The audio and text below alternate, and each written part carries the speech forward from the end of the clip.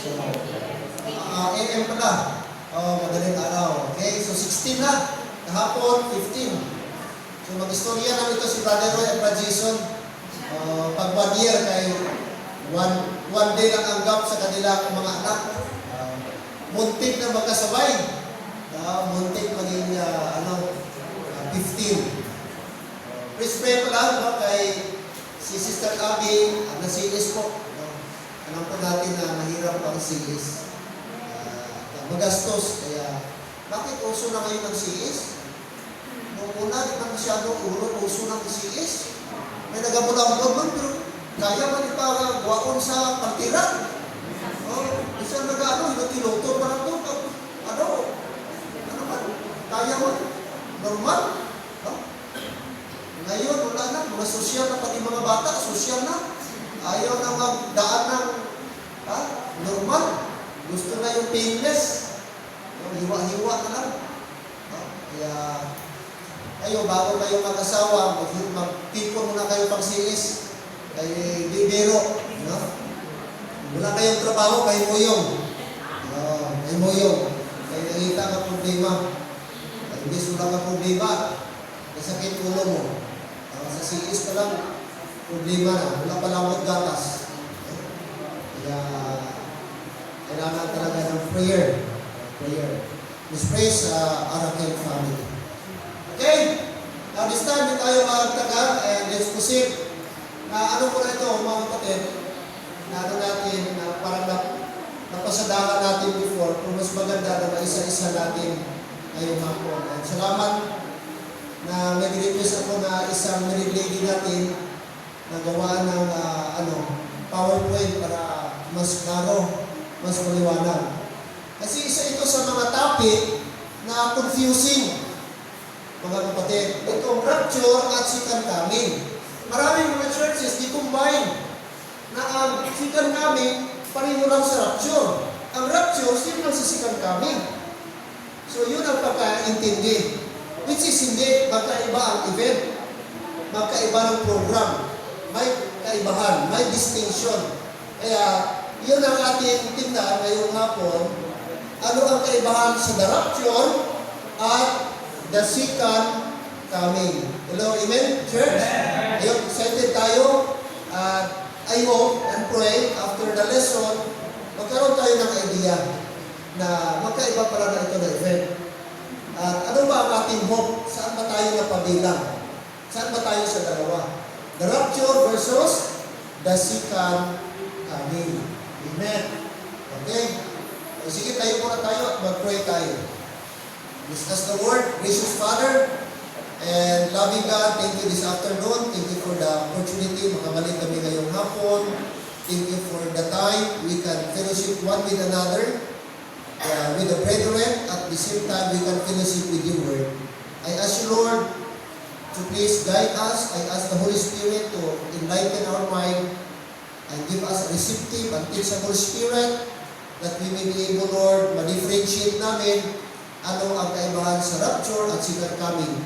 Para di kami ma-confuse, di kami ma-deceive ng diablo, at the same time, gamitin niyo po kami na ma-enlighten din ng ibang tao, na ma-explain namin properly na magkaiba po ang dalawang program na ito. Maraming salamat na mayroong Word of God, mayroong right division na magtuturo, aming method para, Lord, lalo namin ma-interpret at maintindihan ang iyong salita. And this I pray in Jesus' name. Amen. Alright. Amen. Thank God, you may be seated. Okay.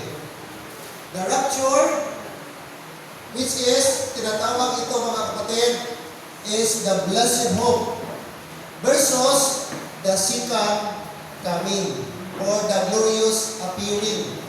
Okay, yun naman ang mga kapatid. Okay, now, studyhan natin kung saan ang para sa atin dito. I believe, meron na tayong overview. Ang iba dyan, simple alam na. Pero sa mga bago, especially na hindi usually nagabalik sa hapon, mas mainam na malaman natin, mga kapatid. Amen? Okay? So, the rapture. Okay? The rapture versus the second coming. Okay?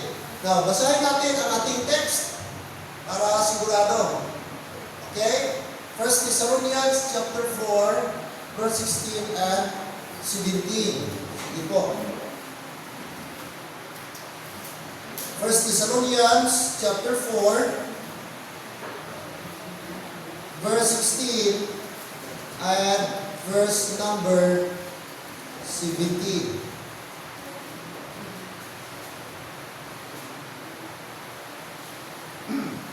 Alright. Chapter 4, verse 16. For the Lord himself shall descend from heaven with a shout, with the voice of the archangel, and with the trump of God. And the dead in Christ shall rise first. Now, take note the word dead in Christ shall rise first. Verse 15, then we which are alive and remain shall be caught up together with them in the clouds to meet the Lord in the air, and so shall we ever be with the Lord. Verse 18, wherefore, comfort one another with these words. Balikan natin yan mamaya. Proceed muna tayo sa Revelation chapter 19, verse 11. Revelation chapter 19, verse number 11. Alright. Sige po. Okay? At then verse 16, paki-follow na lang. And I saw heaven open, and behold, a white horse, and he that sat upon him was called Faithful and True. And in righteousness he doth judge and make war. His eyes were as a flame of fire, and on his head were many crowns.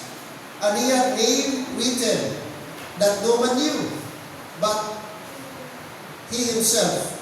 Verse 13, and he was clothed with a vesture dipped in blood, and his name is called the Word of God. Verse 14, and the armies which were in heaven followed him upon white horses, clothed in fine linen, white and clean.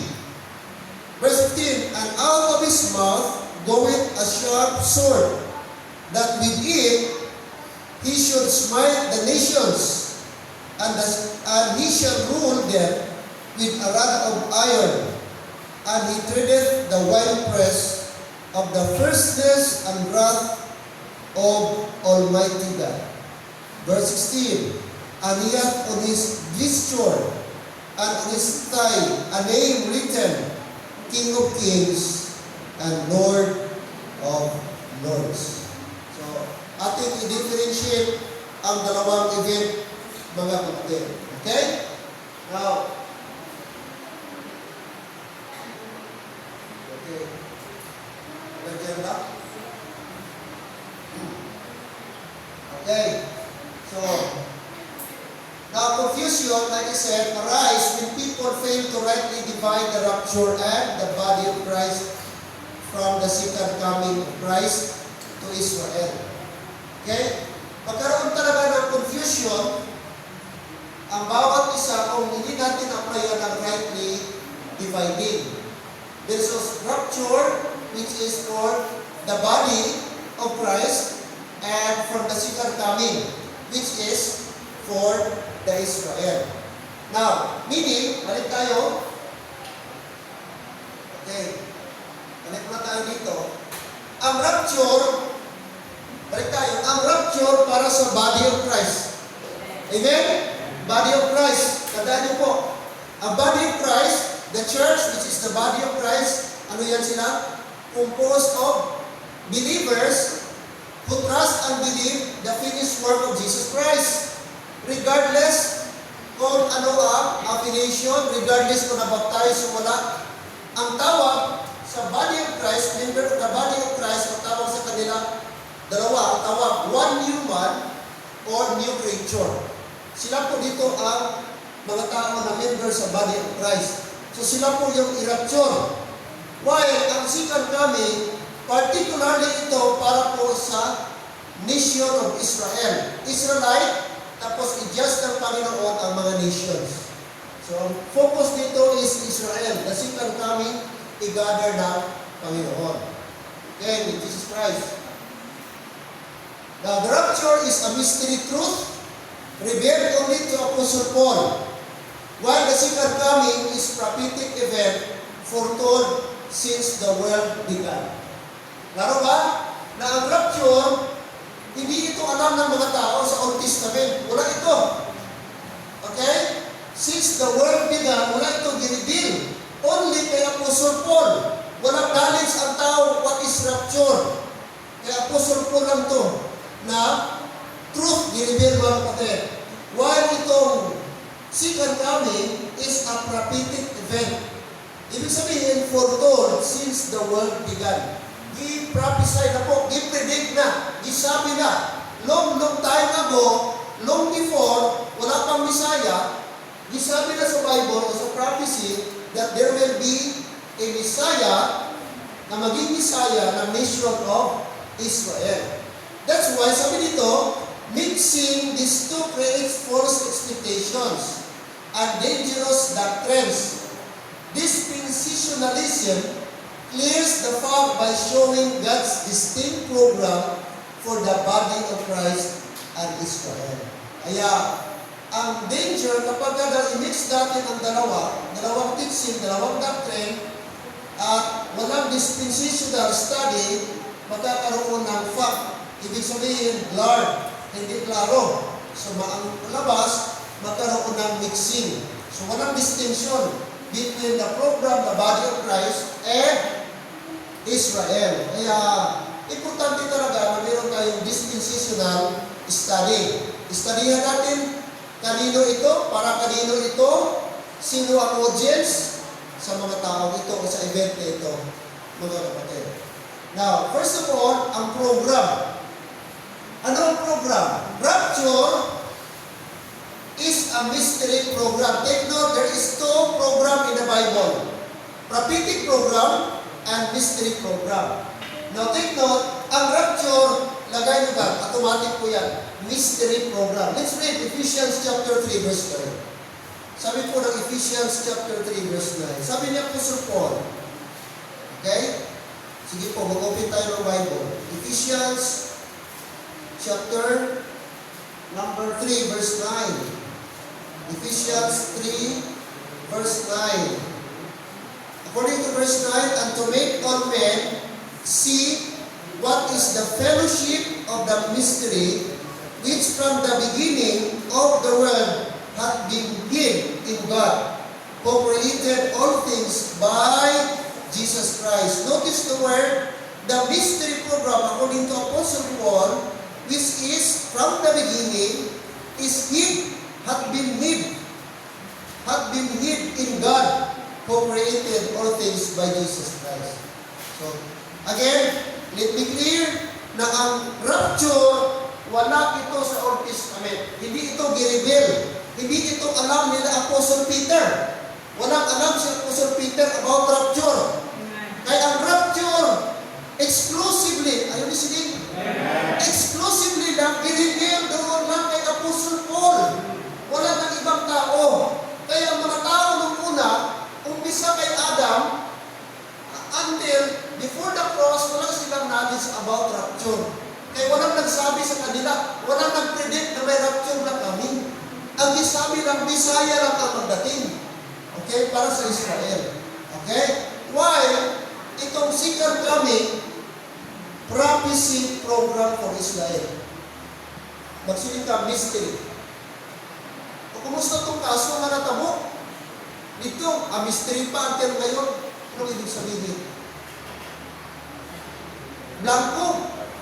Wala pa nasod. Wala pa nabantaan sino ang suspect. Sino ang gumawa. Diba? Yan ang gamitin nila, mystery pa. Ibig sabihin, walang clue. So, ang mga tao, ang rapture, walang clue sila. Wala silang alam. But ang second coming, gi-prophesy na. Matagal na, gi-predict na mga kapatid. Okay, gi-predict na. Yun po ang kaibahan. Mystery and prophecy. Acts 3:21. Acts chapter 3, verse 21.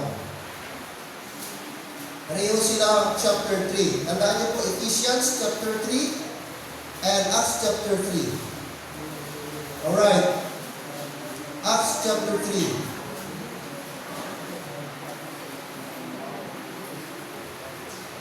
Verse number 21. Whom the heaven must receive until the times of restitution of all things, which God hath spoken by the mouth of all His holy prophets since the world began. Okay? So nagamit ng Panginoon in time past, sabi ng Bible, mga kapatid, gigamit niya ang mga prophets by the mouth of His holy prophets since the world began. By the way, ano ang title? Ano ang meaning sa prophets?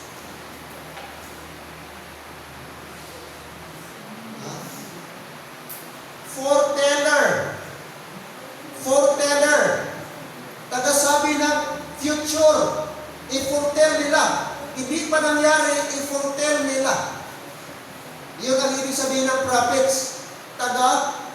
Sabi sa mga bagay na darating. Future events.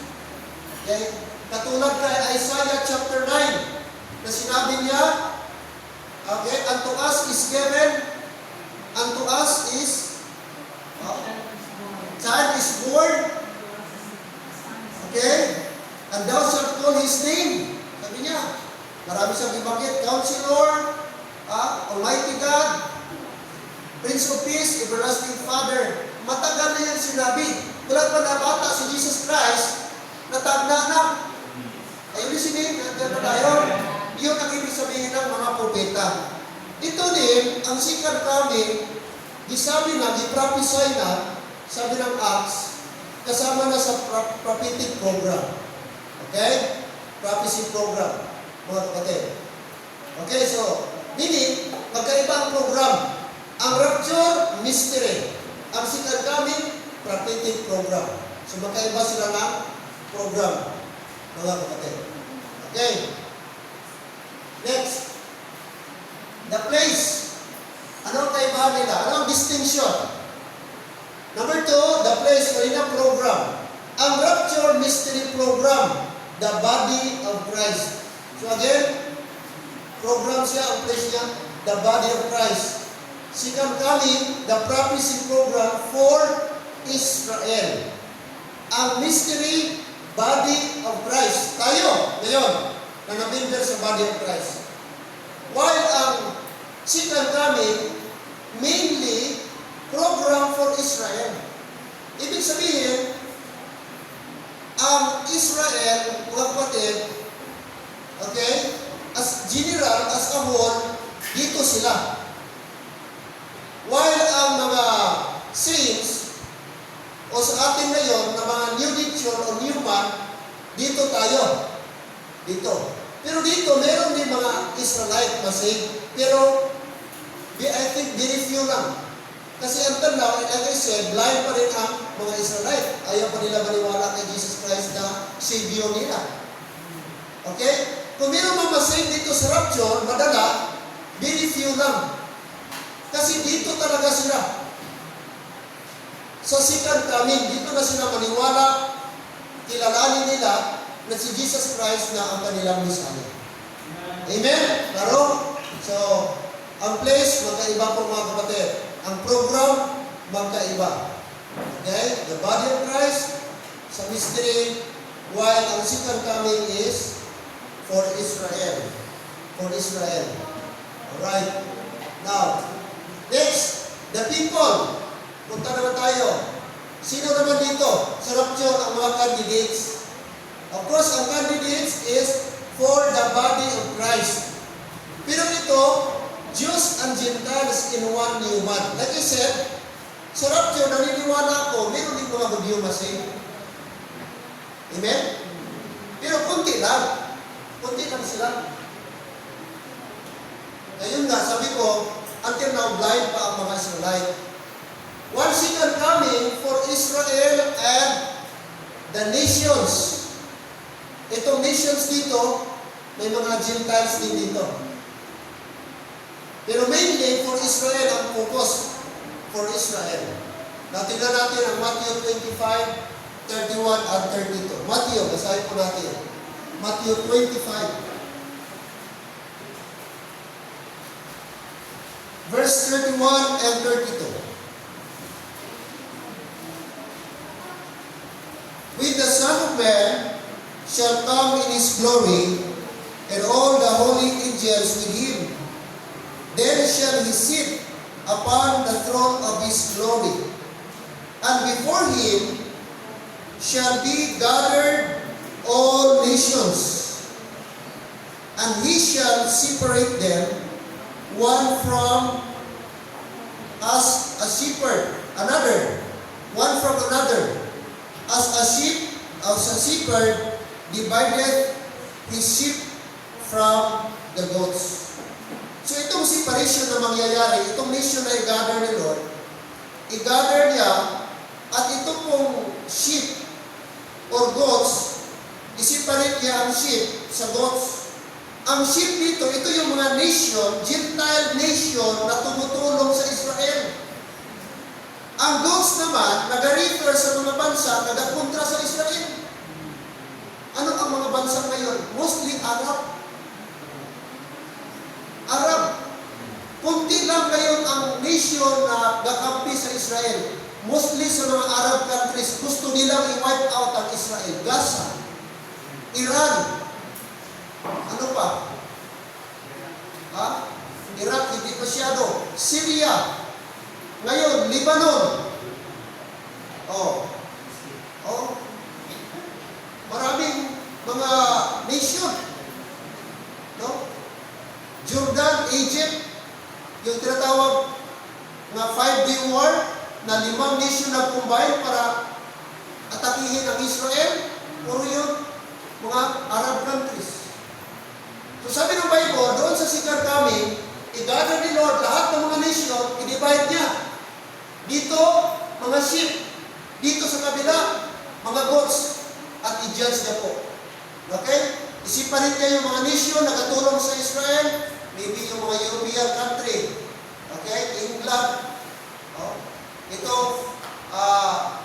US, iba pa, Canada, o sino pa, mga kapatid. So doon yun po sa Sikar kami, mangyayari. Israel, alright, isisiparit ng Diyos during the Sikar kami. Okay? Rapture for the body of Christ, Jews and Gentiles in one human. In other words, hindi tayo kasama dito. Wala na tayo dito. Amen? Okay? Kung save tayo ngayon, pagdating sa rapture, nasa heaven na tayo. Nasa air na tayo together with the Lord. While after doon rapture, doon na tayo sa taas, sa baba naman, andito naman ang natawag tribulation period. Pero ang sikap namin, mangyari ito at the end of 7 years tribulation. Hindi pa ito mangyari during tribulation. Hindi pa sa end ng 7 years, dito pa siya papasok. Before ang millennium, in between sa 7 years tribulation at millennium, ito ang sikap namin. So dapat hindi tayo malito. Hindi in the middle of the millennium or tribulation, hindi sa beginning ng tribulation, at the end of tribulation, saka paangsikan kaming mangyari. Okay? So, klaro, amen? Yan. Okay, next. Number 1, the program. Sunod, the place. Next, number 3, the people. Number 4, the purpose. Ano ang purpose? Ano ang purpose ng rapture? Bakit may rapture? Bakit i-rapture? To remove the church before wrath. Amen? To remove the church before wrath. Para hindi na tayo maka-experience ng wrath of God. Last Wednesday na ano natin ito. Okay, wrath of God. Hindi na tayo mag-undergo ng wrath of God. Kaya yung Antichrist, hindi na tayo maka-experience. Bago magdating si Antichrist, wala na ang mga saints. Wala na ang body of Christ. Wala na, mga kapatid, ang mga believer. delivered. Kaya, anong sabi ni Apostle Paul? 1 Thessalonians chapter 1, verse number 10. 1 Thessalonians chapter 1, verse number 10. According to verse 10, and to wait for His Son from heaven, that is the Lord Jesus Christ, whom He raised from the dead, even, take note, Jesus, which delivered us from the wrath to come. Now, hindi ito deliverance sa ating salvation, sa ating kaluluwa. Ito na deliverance ba is deliverance, physical deliverance, na hindi na tayo maka-experience sa tinatawag Great Tribulation. Great Tribulation.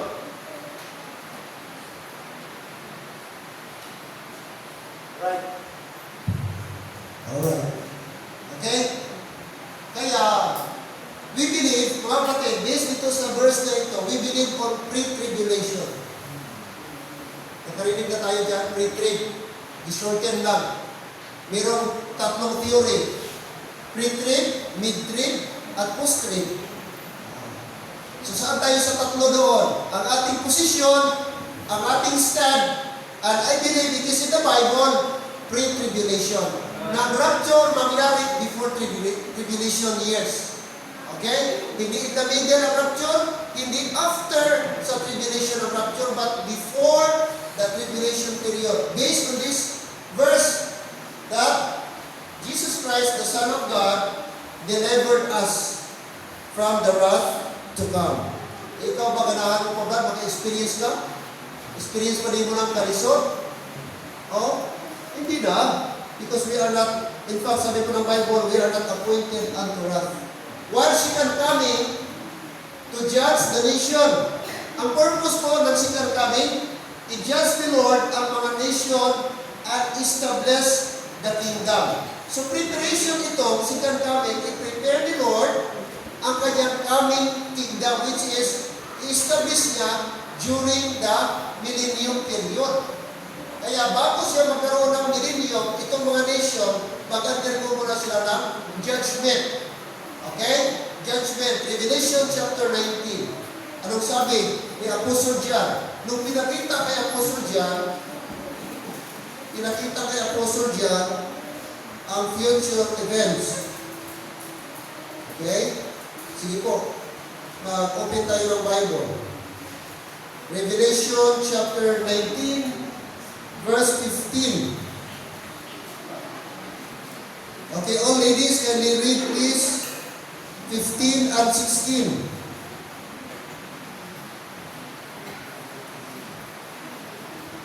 Basa natin ito kanina. Sige po. Okay, basa ulit, mga babae, verse 15 and 16. Nakita ninyo? Revelation chapter 19, 15 and 16. Read.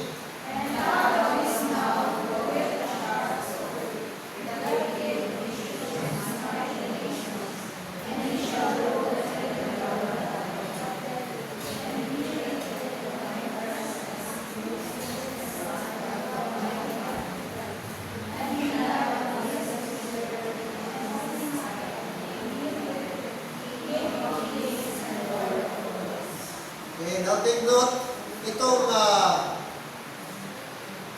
event na ito is coming pa lang. Future pa ito. Na si Jesus Christ, during the tribulation period, bababa siya, at sabi niya, kasama niya, o may mga ibang verse, na kasama niya ang, look at verse 11. And I saw heaven open, and behold, a white horse, and he that sat upon him was called faithful and true, and in righteousness he that judged and made war.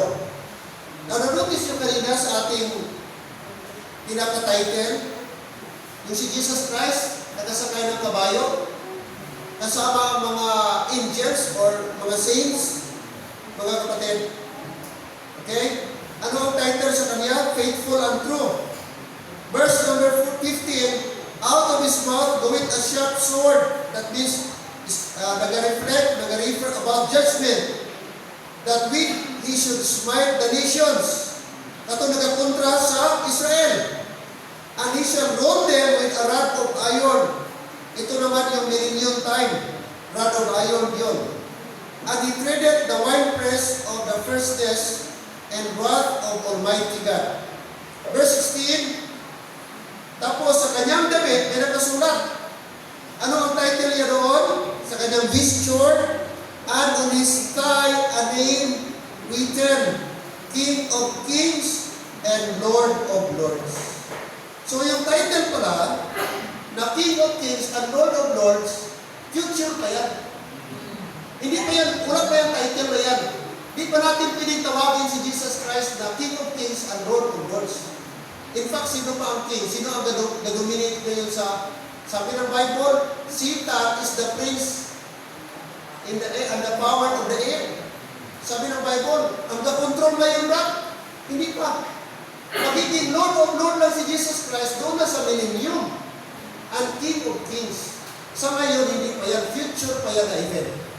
Future pa. So, huwag natin i-mix ngayon. Tawagin natin si Jesus Christ, Savior.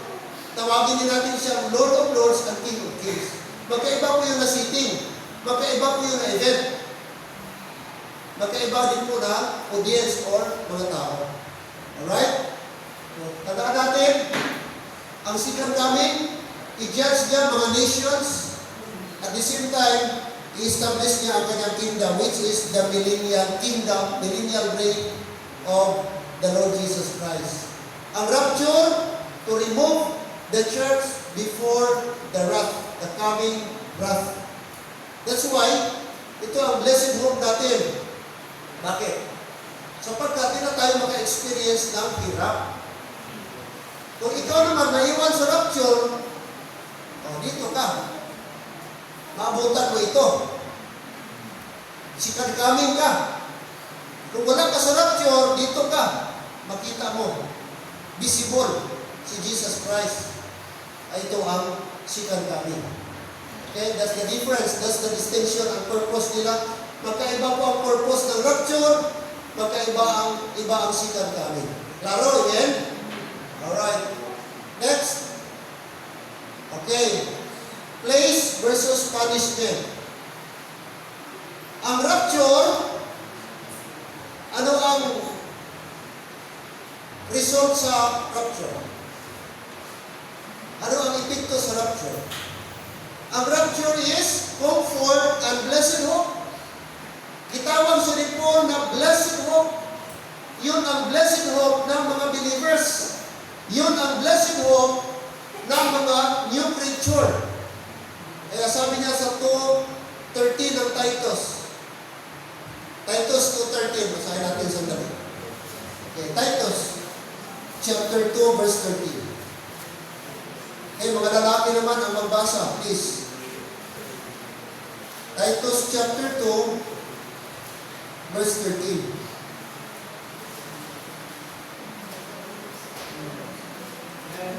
Amen? Nandiyan na, amen? Verse 13, ready, go. Looking for that blessed hope.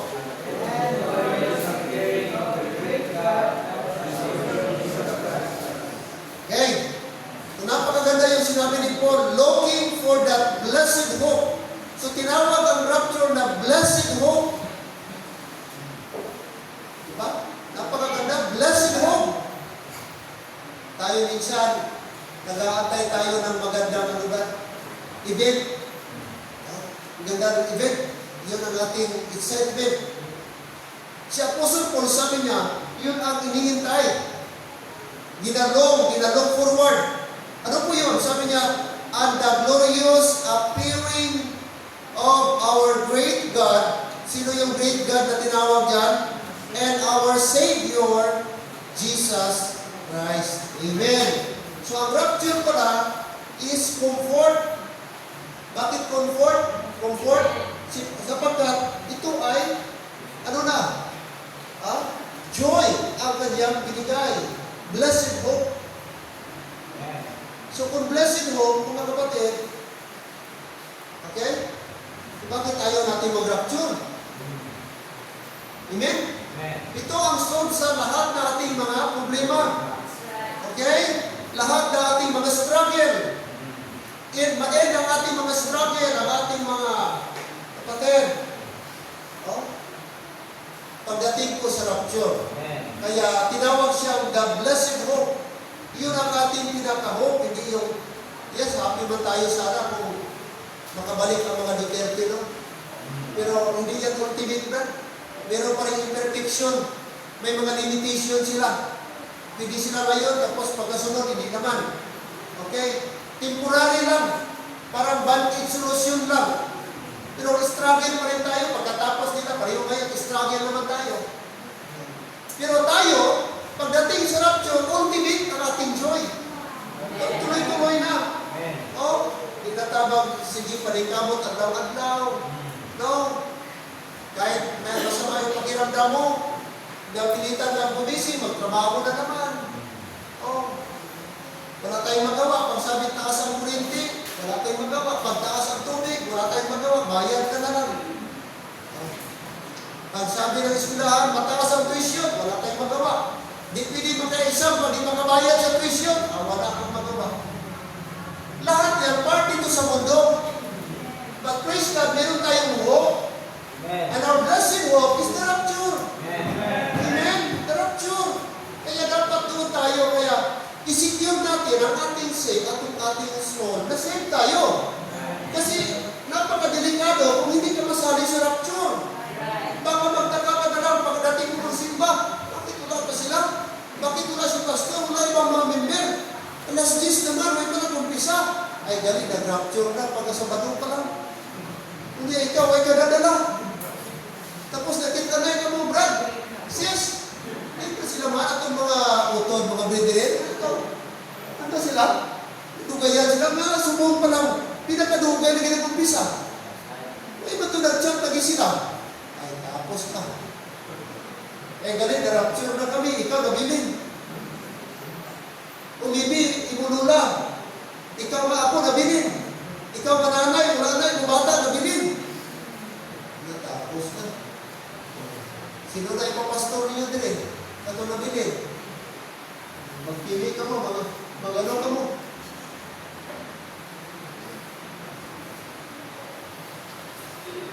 Say ba ta? Ayaw ka. Huwag ka magkumpiyansa. Huwag ka magsabi na feeling ko pastor talaga. Sure talaga. Sure talaga. Ang kapatid, huwag ka mo ganun-ganun. Dapat ang salvation mo based sa truth. Based sa Bible, based sa gawa ni Jesus Christ sa cross. Kaya kung pa-feeling ka, at sabi mo, dugay na ko nagbaptis, si Papa Baptisman, nabaptize man ko din siya, ulit ko si pag ganyan ang sagot mo, kapatid, kawawa ka. Impas ka hindi ka masama sa rapture. Ha? Kaya kayo mga tatay, brad, suriin nyo ang servisyo ng anak ninyo kung tama ba. Kaya baka, brad, hindi tunay o hindi klaro ang kanilang salvation. Okay? Blessed hope, second coming. Ano ang second coming? It speaks about wrath, speaks about war, and woe. Kasakitan. No? Kasakitan na ang second coming. Hindi na siya joyful. Hindi po blessed hope ang ibigay niya, ang idulot niya, ang i-offer ni Jesus Christ. No. Wrath, ang kanyang puot. May mga gera mangyayari. At saka ito ang pinaka-worst. Sabi nga brad, sa tribulation period, the sun will darken, ang bulan mag-stop na kanyang light, ang buwan ba, mag-stop na kanyang light, and then, ang mga bituin sa langit, mga star, magkalahulog. Imagine mo, akala nyo ba na ang maliit na yung star, don't you know na ang star, mas malaki pa kaysa buwan? Fraction lang yan ng size. Katiting lang ng size ang buwan compare sa bituin. Ganun kalaki. Imagine mo, mahulog. Meteorite na gani, mahulog. Pwede yung isang syudad, matunaw. Yung meteorite ba? How much more ang bituon? Ang star mahulog. fall from heaven. Tingnan niyo po, verse 17 sa ating binasa. Revelation, chapter 19. Dito po isabi ni John, verse 17.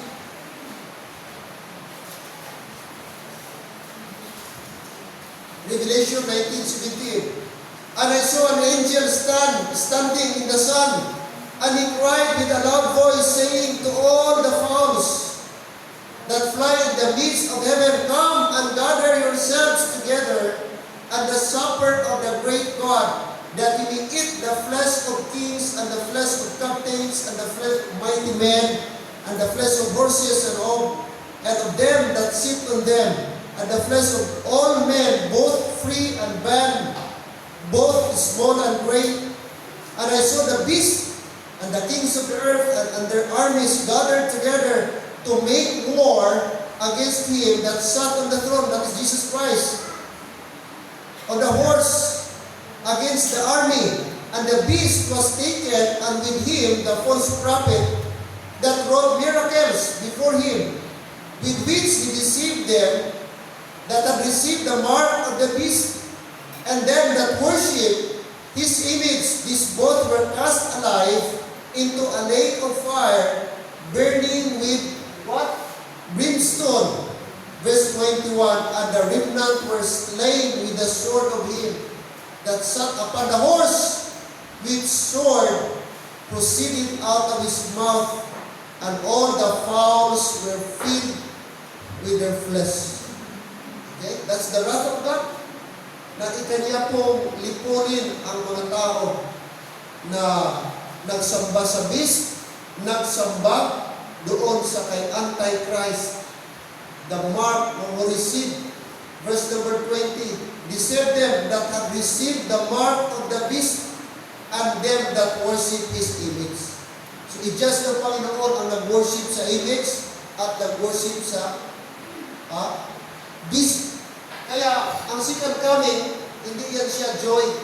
Kapatid, wrath ang dala, war ang dala, at ang mga tao dito mag-suffer sa woe, sabi ng Bible. Now, period. Kasi tayo sa period. Rapture happens before the tribulation. So, sinabi ko na kanina. Amen? So, tanda natin, before pa itong second coming, nauna na ang rapture. Hindi na sabay sila or nahuli ang rapture. No. Ang rapture, first, second coming will follow. No, second coming without rapture. Amen? Hindi mag-accord ang second coming until mag-rapture anay. Kaya hindi ka magsabi ngayong tribulation period na ngayon, pastor, kaya wala akong bigas. Mali po yun. Mali yun ang tribulation, ibang tribulation yun. Nag-away kami ni Mr. Pastor, kaya tribulation na. Iba po yung tribulation. Okay? Alright. So, rapture happens. 1 Thessalonians 5:9. Again, ano sabi ng 1 Thessalonians chapter 5, verse 9? 1 Thessalonians chapter 5, verse 9. For God hath not appointed us. Take note. To us.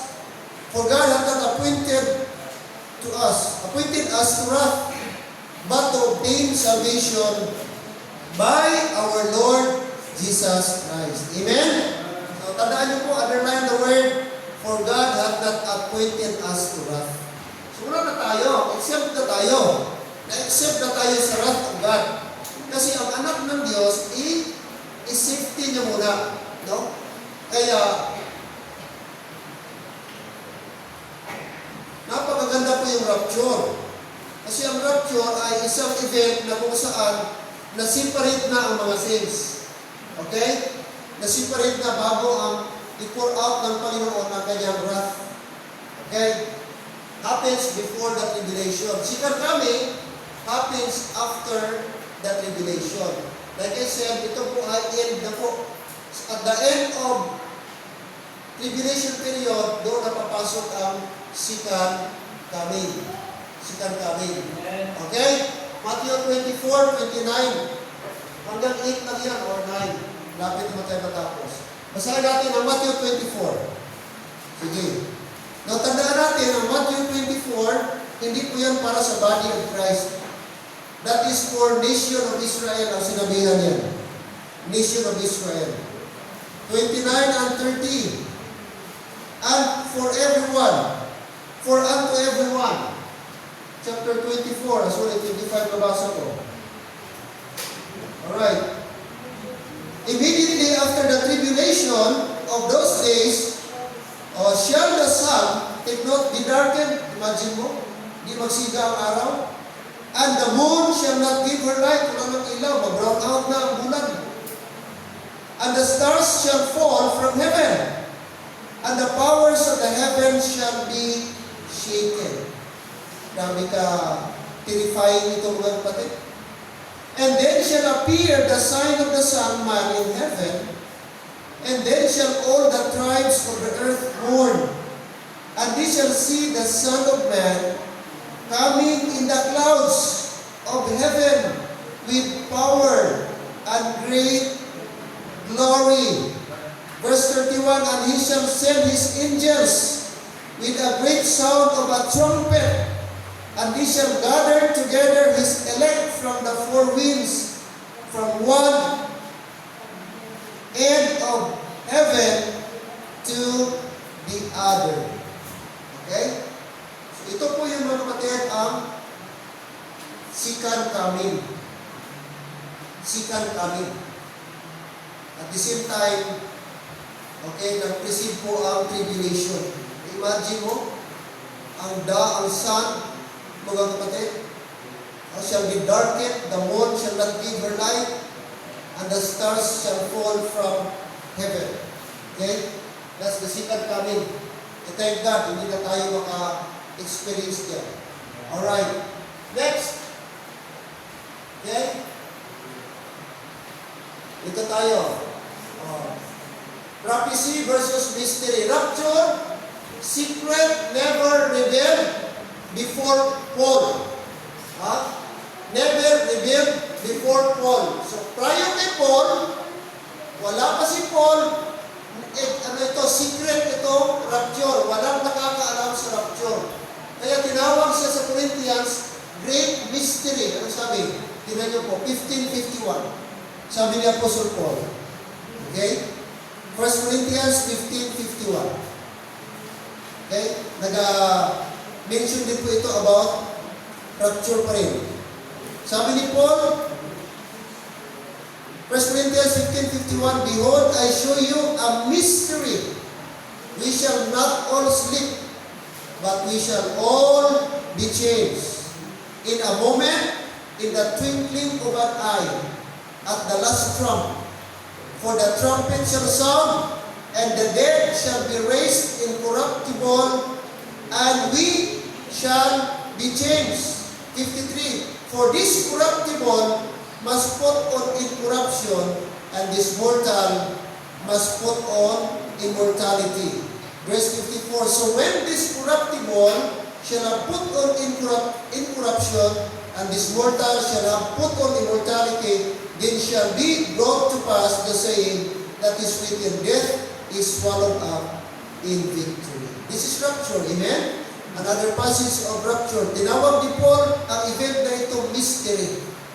Mystery, bakit? Sapagkat siya lang nakakaalam. Sapagkat siya lang ang bibigyan ng truth na ito, ang value truth na ito, sa kanya lang binigay. Hindi ito pinasa ng 12 apostles, hindi ito binigay sa kanya ni John the Baptist, hindi ito sinabi ng ibang tao, kundi exclusively and specifically only by or through Apostle Paul. Amen? So, ang rapture, brad, like I said, secret ito. Walang alam si Peter about rapture. Kaya hindi ito ginibel sa kanya, only Apostle Paul. While, on the other hand, second coming spoken by the prophets since the world began. Kasi binasa natin, i-prophesy na that there will be a Messiah, there will be judgment sa nation someday. Marami ng mga apostle, prophets na nag-mention about the second coming. The second coming. Zechariah, book of Zechariah, na si Jesus Christ mag-touchdown, tapos ang mountain mas split. Mga kapatid, nag-prophesy din po si Prophet Zechariah. So tandaan natin, there are two program. Rapture is mystery, that belongs to mystery program, while second coming belongs to prophetic program, which is mainly for Israel. Klaro? Amen? So pag rapture, nasa mind natin, automatic, mystery program. Second coming, prophetic program. Okay? So yun po ang kaibahan nila. Participants. Dito naman tayo sa participants.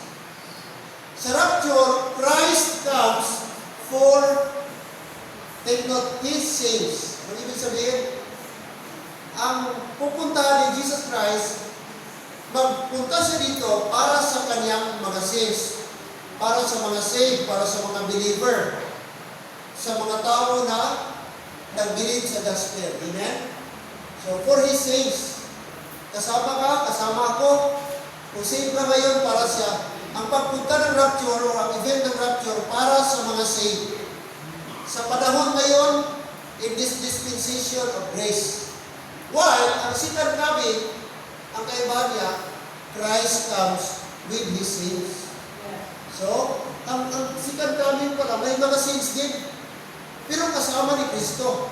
Bababa, dito sa lupa. Ang rapture, para sa mga saints. So, magkaiba po sila mga kapatid. Magkaiba sila na city. Christ comes with His saints, while rapture, Christ comes for His saints. Okay, so dito tayo. Ito yung sa atin. Ito, coming future pa yan mga kapatid. So tandaan natin, basta second coming, pareho ito future, pero ang sequence niya, mauna ito, bago ito. Tandaan natin na ang second coming, mag-follow lang yan. Mag-follow after the rapture. So ito muna, bago ang second coming. Christ comes with His saints. While rapture, Christ comes for His saints. At nakita kanina, doon po, napansin natin, dito po sa Thessalonians, sabi ng Bible, okay, we will meet the Lord in the air, and the dead in Christ shall rise first, then we which are alive shall remain, and put up together with them in the clouds to meet the Lord in the air. Alright? Now, okay, further mga kapatid, ang rapture pala in the air. Hindi mag-touch down si Lord Jesus Christ. In the air lang, meeting place natin is in the air. While ang second coming, talagang bababa si Jesus Christ, mag-touch down siya sa lupa. Laro? Ang rapture, hindi bababa si Jesus Christ. In other words, diyan lang natin siya makita. Pag-rapture. No? Very exciting, no? Imagine mo ba? Ang senaryo ng rapture. Pastor, paano kung sa ibang part, kay gabi mo? I-question mo ba ang power ng Lord? Siguro mag-shine lahat. And I believe sa rapture, ang makakita dito, lahat lang na mga saved. Ang mga unsaved, wala yan sa kanila. Kung natulog sila, naglalakad sila, di nila namalayan, o kung meron na silang kasamang saved, halimbawa, kayong pamilya, isa ligtas, isa hindi. Bigla na lang wala. Kasi sabi ng Bible, in a twinkling of an eye.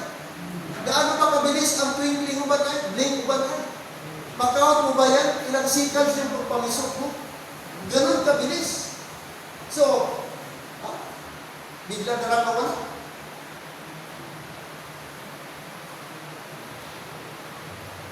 Millions of people around the world ang mawawala during rapture. Kaya magpanik ang mundo.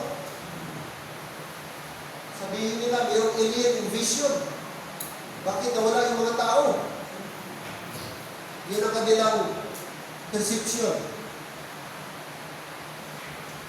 Okay.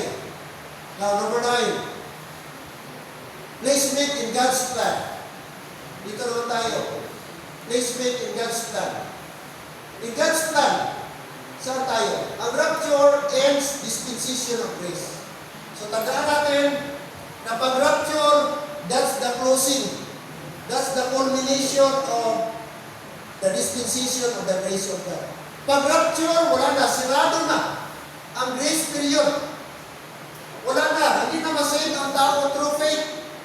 Hindi na masave ang tao ba by trusting the gospel. Wala na yun, close na.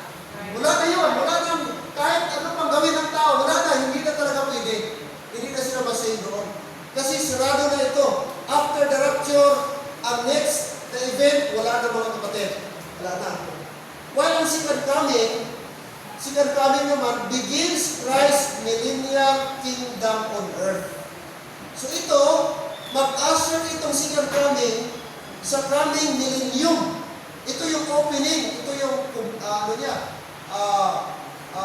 starting ng millennium. Millennial kingdom on earth of Jesus Christ for 1,000 years. Okay?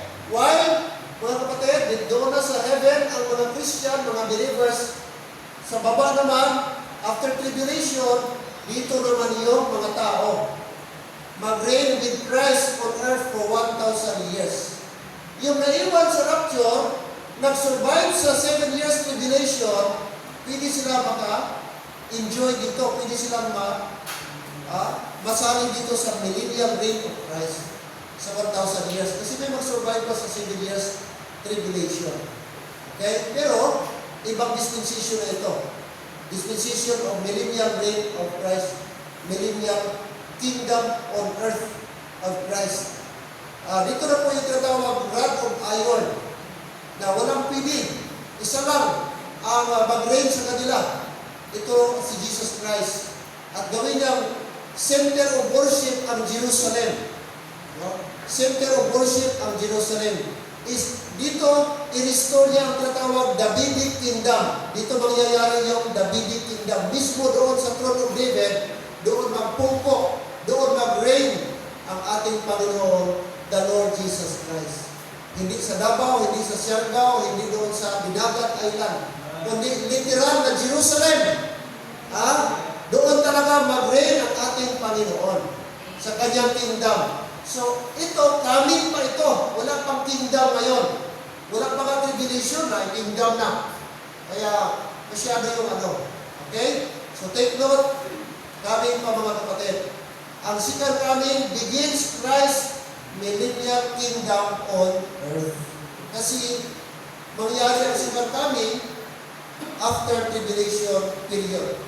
While ang rapture, mag-end na. Mag-end na ang dispensation of grace. That's why, importante mga kapatid na habang open pa ang dispensation of grace, tudungan natin masulinin. No, tudungan natin masulinin. Kasi pag nasirado na itong dispensation ba, kawawa ang mga tao na hindi magbilib sa gospel. Kawawa ang mga tao na maka-experience sa tribulation. At kahit sabihin mo, Pastor, pwede man siguro ako mag-survive sa 7 years. Yes, assuming nakasurvive ka, nakapunta ka sa millennium, pero wala ka pang ligtas. Kaya hindi pa sure na lahat na tao sa millennium ay perfect na. Kasi pwede pa, after the millennium, buhian pa si Satanas, tapos balintang naman si Satanas, kag may madala naman si Satanas, kag mag-rebelde sa Ginoo. Kag amo na itong final revolt. The revolt, mga kapatid, of Gog and Magog. Na after dito, final lake of fire na ngayon. So, paano ngayon? Kung panahon doon, matempt ka naman ni Satan after millennium, after 1,000 years of Christ. And take note, ang daming mga tao sa millennium. Kasi lahat ng mga tao ba, magkaroon ng volume, population explosion. Imagine mo, 1,000, di mamatay ang tao. Ang edad ng tao, 1,000, kung pinanganak ka ngayon, bago ka 1,000 ang edad. Kasi ang mga tao dito, magkaroon din sila ng anak dito, mag-multiply din sila. Dito sa millennium. So, dadami yung tao. Kaya, ito ipananganak dito sa millennium, ito yung klase po na matinta naman ni Satan. Okay? Possible sa final revolt ni Satan. Pero sa atin, kay rapture naman, glorified body, secure na tayo. Oh, yun ang kaibahan natin, mga kapatid. Yun ang blessing sa atin. Okay? Yeah. Yun ang distinction, mga kapatid. Amen. Okay? So yun yung 9. Okay? 9 distinction between rapture and second coming. Okay, huwag po natin haluin ha. Magkaiba po ang rapture, ibang event ang second coming. In fact, meron akong mga ano dyan ba? Meron akong mga pamphlet dyan. Ang title, yung the second coming of Christ. Pero sa second coming of Christ, ang nilagay nila na verse, 1 Thessalonians chapter 4, verse number 16 and 17. Pero ang title nila, second coming. Oh, so second coming. So doon man lang mga kapatid, ano na-mix na. Oh, ang verse, pang-rapture, pero ang title, second coming. So ang pag-intindi nila, ang pagbalik ni Jesus Christ, para i-rapture tayo, yun na yung second coming. Hindi nila alam na iba po ang event, mga kapatid. Iba ang event sa second coming, iba rin po ang rapture. Hello, amen? So I hope na meron tayong nakuha ang lesson at pwede kayo maghingi kay Brother Jonathan, ang ilapon yan, pwede kayo maghingi andyan sa file natin para ma-establihan ninyo. Okay? Para magkaroon kayo idea na ibang event ang second coming sa rapture, mga kapatid. Amen? So praise God for the truth. I know, ang iba sa atin may idea na, pero para sa iba, at least may enlighten pa tayo at of course, mga kapatid, madagdagan ang ating knowledge kung ano ang difference between the rapture and the second coming. Pangalan pa lang, magkaiba na. Rapture and second coming. Amen. Okay, tayo please, and let's pray. Panginoong Diyos, maraming salamat for this afternoon. Salamat sa lesson na aming napakinggan, narinig about the rapture and the second coming. At salamat, Lord, sa assurance na binigay niyo sa amin na kami bilang mga members sa body of Christ, member, Lord, sa new creature. We are now in Christ. Salamat, safety na po kami. Salamat sapagkat di na po kami maka-undergo ng great tribulation, great wrath, great war, at ano pa nun na klase ng mga wrath of God. Sapagkat disecure na kami because of the blood of Christ. And thank you for that promise, Lord, that assurance that we are not appointed unto wrath, but obtain salvation through Jesus Christ our Lord. Kaya maraming salamat, Panginoon, na learn namin na mayroong magkaibang event, Lord, na nakadesign po para sa bawat panahon. Kaya ang aming gawin, Lord, mag-study lang kami at tingnan namin ang mga truths kung saan ba ito applicable para sa amin ba o sa mga tao pa in the future. And I pray, dear God, tonight, na sana po, sana kami na nandito ngayon, ay lahat po, Lord, entitled po sa rapture. Sana po nagsama kami dito sa church, sa mundo. Sana lahat din po kami, Lord, magsama-sama during the rapture. Sana magkikita kami doon sa taas, Lord, during the rapture. Kaya Lord, tulungan niyo po ang bawat isa na isecure namin. If meron mang isang bagay na dapat siguraduhin namin, that is the salvation of our soul. Kasi pag na-miss namin, Lord, ang kaligtasan sa mundo, ma-miss namin ang rapture. Pag nagsipiyat kami, Lord, sa aming salvation, Panginoong Diyos, malaking problema. I hope and pray na sigurado kami, convinced kami, not because for other reason, not because na-baptize kami, not because baptized kami, but ang aming foundation sa salvation, it should be, Lord, the death, the burial, and the resurrection, and the finished work of the Lord Jesus Christ on the cross. Because of the blood of Christ, we trust in Him. Because of the cross work of Christ, sufficient and final, ang kanyang ginawa, kaya naligtas kami, Panginoon. By believing Him. Believe on the Lord Jesus Christ and thou shalt be saved. Yun ang sabi ng Bible. in whom he also trusted after he heard the word of truth, the gospel of your salvation, in whom after you believed, ye were sealed with that Holy Spirit of promise. And I hope and pray, dear God, na lahat sana ngayong hapon, na-sealed na kami sa Holy Spirit because we trusted the finished work of our Lord and Savior, Jesus Christ. Lord, iligtas mo pa ang mga member ng family ng aming mga church members. If mayroon mga husband na hindi pa saved, isave Panginoon. If may mga nanay pa na mga church members dito, Lord, iligtas pa kanilang unsaved na mga nanay, unsaved na tatay, unsaved na mga tito, tita, unsaved na mga pinsan, unsaved na mga relatives namin. Help us, O God, na amin silang makusyon, amin silang mawarningan, at amin sabihin ang only way of salvation, and that is the Lord Jesus Christ. Kaya Lord, help us that we should do more at magdugong tayo pa kami in soul winning sapagkat we believe, Lord, malapit na talaga ang rapture. Kaya any moment from now, pwede mag-rapture. Unpredictable ang rapture. Hindi namin malaman ang rapture. Parang lindor, hindi natin mapredict. Kaya Lord God, please help us na sana sa rapture. Andiyan kami, Panginoon Diyos, naglilingkod sa inyo. Painitin niyo, Lord, ang nanglalamig ng mga Christian.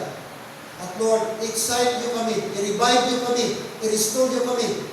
At sana, Panginoon, before ang rapture, marami kami kaluluwa na nasira ng gospel. Before ang rapture, meron pa kami maraming masumini. Before ang rapture, Panginoon, marami kami ma-disciple. Help your people, help us, all of us, Lord, na sana maging busy kami sa God's business, the ministry of reconciliation. We thank you, dear God. We love you and we praise you for this lesson na binigay niyo kayo sa aming ngayong hapon. Thank you, Lord, that despite sa pain, struggles in life, hardship in life, in this world, we have one that we are anticipating. There's one thing that we are looking forward. And that one thing is the blessed hope, the coming of our Savior, the Lord Jesus Christ. Oh Lord, what an exciting moment na makita namin face to face ang namatay para sa amin, ang napako para sa amin, ang nagbigay ng dugo at buhay. Doon sa cross, makita namin, Panginoon. Oh, what a joy, Panginoon. We are so excited, Panginoon. But nakakahiya din, Lord, na someday wala kami ginawa sa inyo. Kaya this time, Panginoon Diyos, before it's too late, sana magawa pa namin ang dapat namin gawin. Huwag kami maging tamad na Kristiyano sa inyong gawain. Sana maging mapisan kami, maging masipag kami na Kristiyano, Lord, para excited kami humarap sa inyo. Our Master, our Lord, the one who saved us, the one who loves us so much, the one who reconciled us in the body of the Lord Jesus Christ.